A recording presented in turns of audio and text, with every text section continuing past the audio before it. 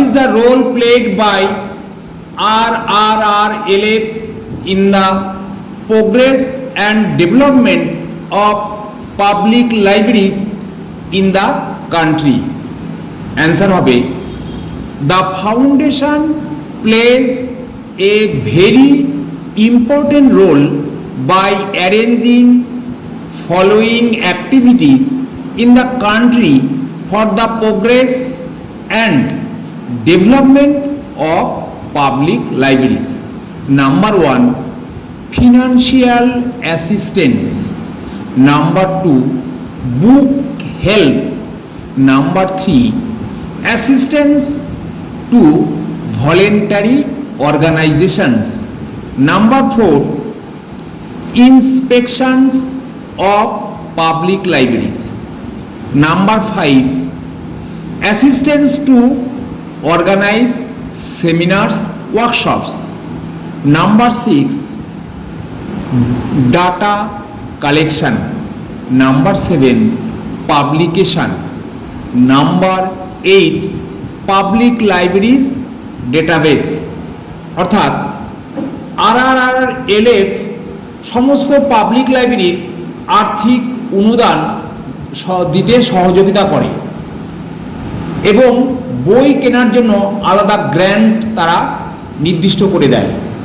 তারপর ভলেন্টারি অর্গানাইজেশনের যে সমস্ত কাজকর্ম করা দরকার সেগুলো এরা তাদের পাবলিক লাইব্রেরির পেছনে থেকে পরামর্শ দান করতে থাকে।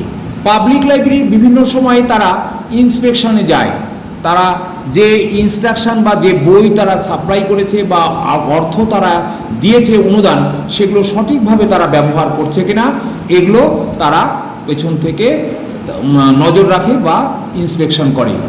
এরপরে হচ্ছে অ্যাসিস্ট্যান্স টু অর্গানাইজ সেমিনার্স বা ওয়ার্কশপস।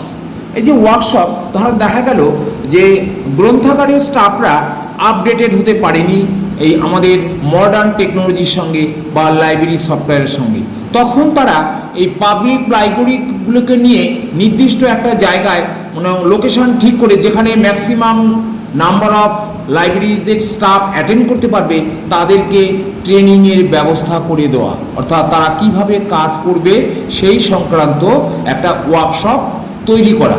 সেই সঙ্গে ওয়ার্কশপের সঙ্গে সঙ্গে আবার তারা বিভিন্ন নিউলি টপিক্সের উপর বা আমাদের মডার্ন যে টেকনোলজি লাইব্রেরিতে ব্যবহার করতে হচ্ছে তাদের সংক্রান্ত যে সেমিনার অ্যারেঞ্জ করতে আমাদের এই রাজা Rammohan Roy library foundation public লাইব্রেরিগুলোকে help করে থাকে।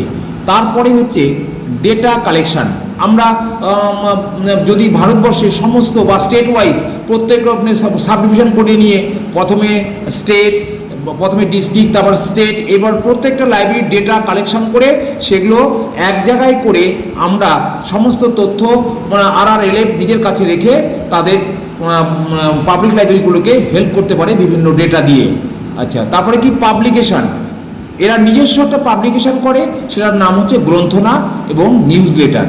আচ্ছা, নেক্সট হচ্ছে পাবলিক লাইব্রেরিজ ডেটাবেস, এবং পাবলিক লাইব্রেরির সমস্ত ডেটাবেস তৈরি করে যে লাইব্রেরিতে যেটা নেই তারা অনলাইনের মাধ্যমে তারা বিভিন্ন এই ডেটাবেস থেকে এক লাইব্রেরি অন্য লাইব্রেরির তথ্যগুলো তারা ব্যবহার করতে পারে। Thank you student.